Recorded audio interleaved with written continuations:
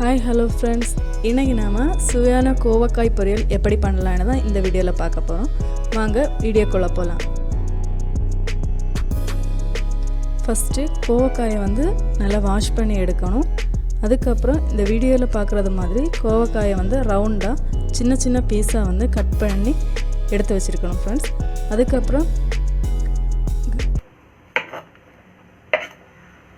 அதுக்கப்புறம் ஸ்டவ்வை ஆன் பண்ணிவிட்டு சீனி சட்டியை அடுப்பில் வைக்கணும். சீனி சட்டி கொஞ்சம் சூடானதுக்கப்புறம் தேவையான அளவு வதக்குறதுக்கு தேவையான அளவு எண்ணெய் ஆட் பண்ணணும்.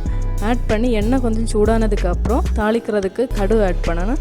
கடுகு ஆட் பண்ணதுக்கப்புறம் சின்ன சின்ன பீஸாக கட் பண்ணி வச்சுருக்க வற்றல் மிளகை எடுத்து கொஞ்சமாக போட்டு வதக்கணும்.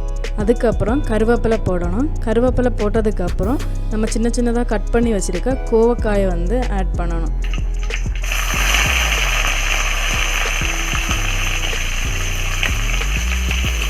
கோவக்காயை ஆட் பண்ணதுக்கப்புறம் தேவையான அளவு உப்பு போடணும். உப்பு போட்டு அதை நல்லா வதக்கணும்.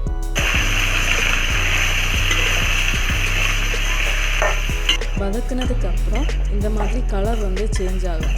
சேஞ்ச் ஆனதுக்கப்புறம் நம்ம என்ன பண்ணணும்னா தேவையான அளவு மசாலா ஆட் பண்ணணும். கொஞ்சமாக மஞ்சள் பொடி, தேவையான அளவு காரத்துக்கு ஏற்றவாறு மிளகாய் பொடி ஆட் பண்ணணும். மிளகாய் பொடி ஆட் பண்ணதுக்கப்புறம் கொஞ்சமாக வதக்கணும். வதக்குனதுக்கப்புறம் அதுக்கு தேவையான அளவு கரம் மசாலா ஆட் பண்ணணும்.